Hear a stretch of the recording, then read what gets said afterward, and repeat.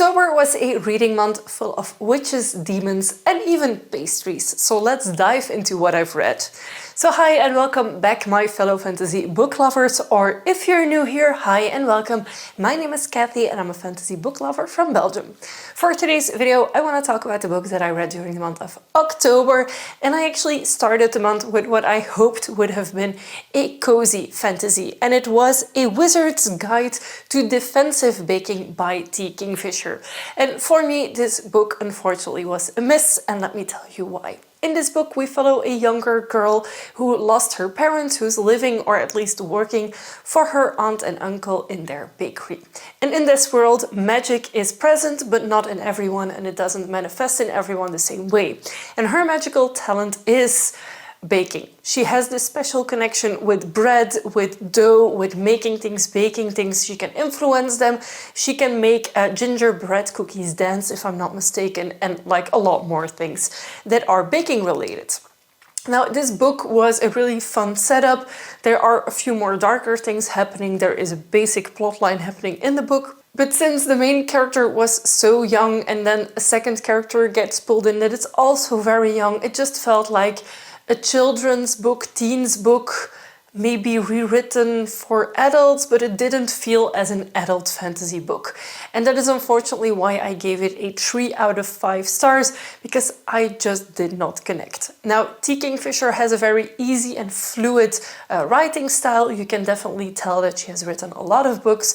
T. Kingfisher is actually this author's second name, like it's Ursula something something, under which she writes actual children's books, but this book had too much gore to be a children's book. Like, no.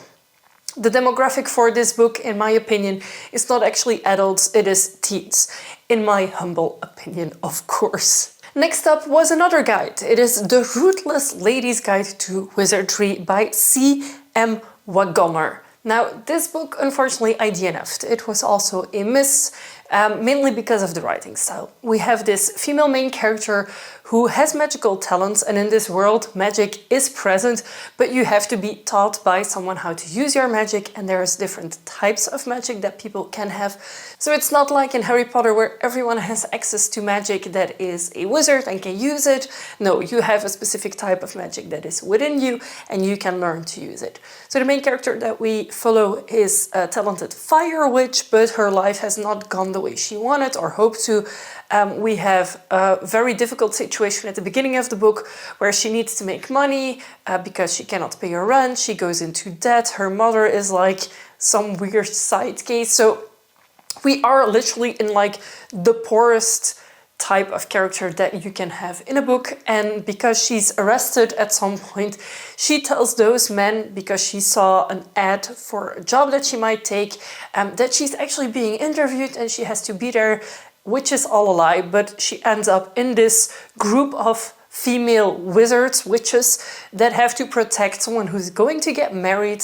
Now this girl who's getting married has to be protected and has to be like escorted to some place safe, to a sort of sanctuary where she will be in exclusion before getting married. It's some sort of old ritual that they still do in that society, in high society of the book. Now, we actually get there pretty fast. There's a lot of fighting happening in the way there, magical fighting as well, and that was fun. But for me, if you get the map from point A to B, and in 9 chapters, which is like a thin part of the book, the main quest that you're set out is already done, and then something different happens, and they go on yet another. Like, no. For me, it was a no.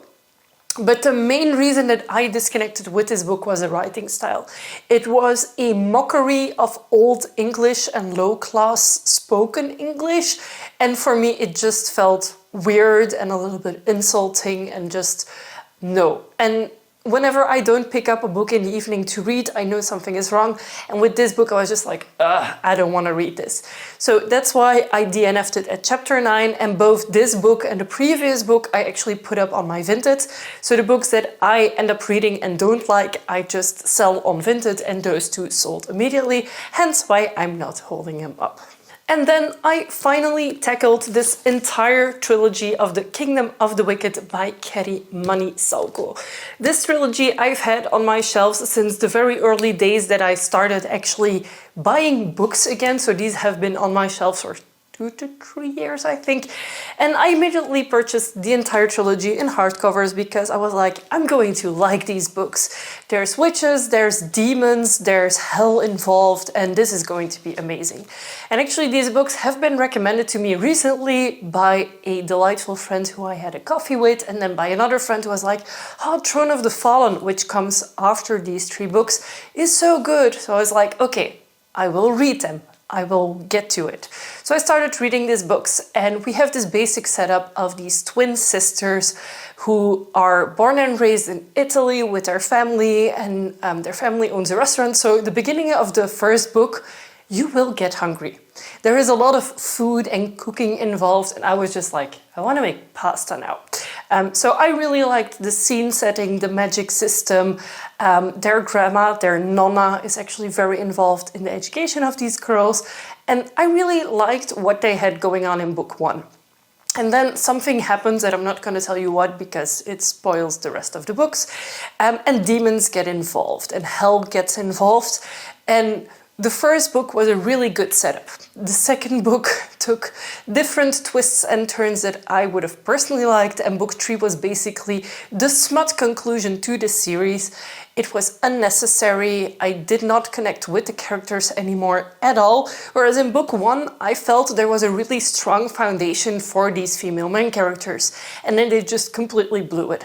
So for me, this trilogy is not something that I will be rereading. I have a friend who's really interested in buying these 3 hardcovers for me because she did really enjoy this series, and I give this entire trilogy 3 stars. I think maybe the first book would have been 4 stars and the last one 2, but like overall they were okay, but they weren't great. I will not reread them. I might pick up Throne of the Fallen at some point, but I'm not really sure because I didn't connect with his writing style.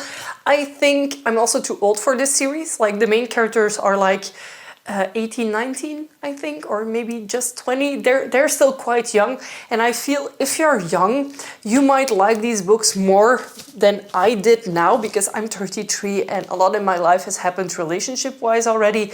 So that's one of the reasons that I, in book 3, just was like so done with everything. And that wraps up my October reads. I am currently reading my book of the year, which is Empire of the Dawn by J. Kristoff. And if it's the only book I read in November, there will be absolutely no regrets. Feel free to let me know in a comment down below what were your favorite reads of October, which books did you really enjoy, and what are you currently reading, because I would love to know. If you haven't already and you'd like to be, feel free to subscribe to my channel. I aim to make weekly videos whenever I have voice and whenever life doesn't get in the way. And I currently have 2 other videos lined up for you, so I hope to see you in the next ones. Thank you so much for watching, and I will see you very soon with a new video. Bye!